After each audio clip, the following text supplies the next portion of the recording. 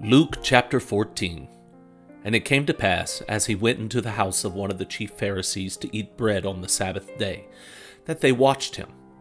And behold, there was a certain man before him which had the dropsy. And Jesus answering spake unto the lawyers and Pharisees, saying, Is it lawful to heal on the Sabbath day? And they held their peace.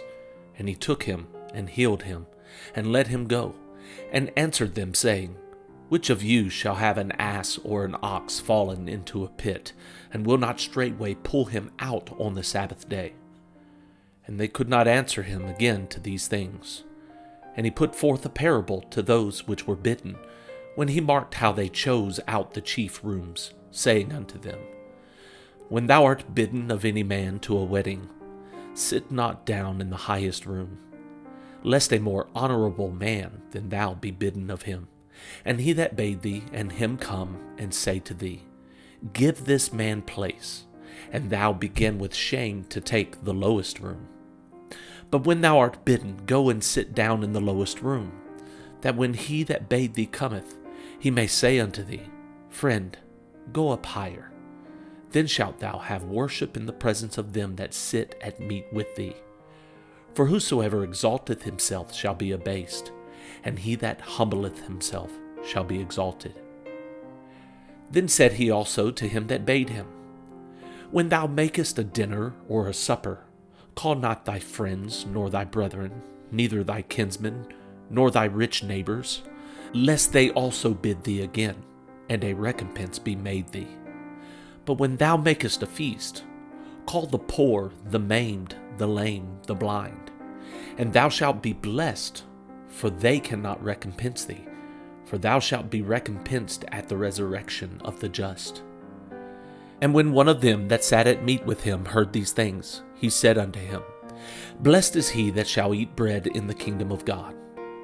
Then said he unto him, A certain man made a great supper, and bade many, and sent his servant at supper time to say to them that were bidden, Come, for all things are now ready.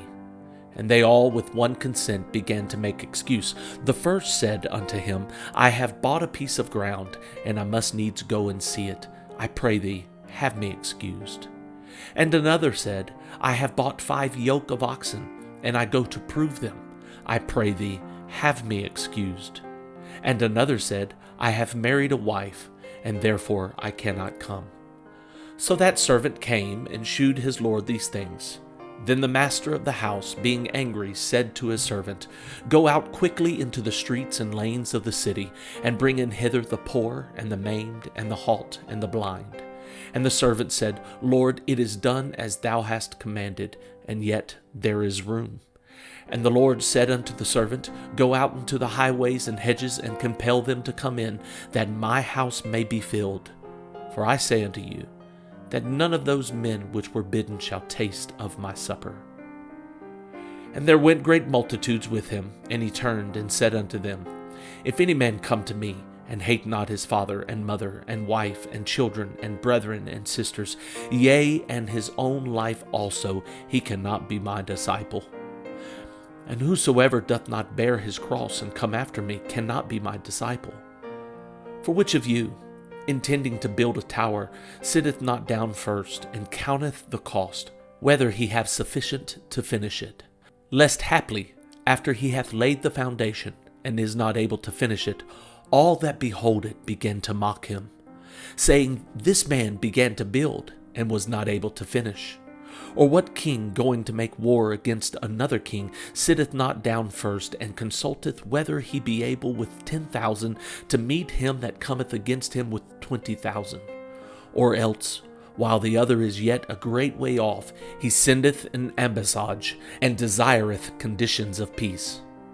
So likewise, whosoever he be of you that forsaketh not all that he hath, he cannot be my disciple.